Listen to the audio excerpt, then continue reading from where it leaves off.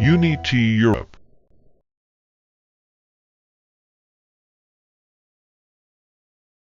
XY cursor.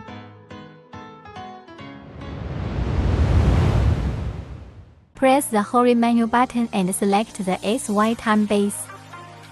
Click on the two channels to be tested. A Lysager's figure can be viewed. Press the cursor key.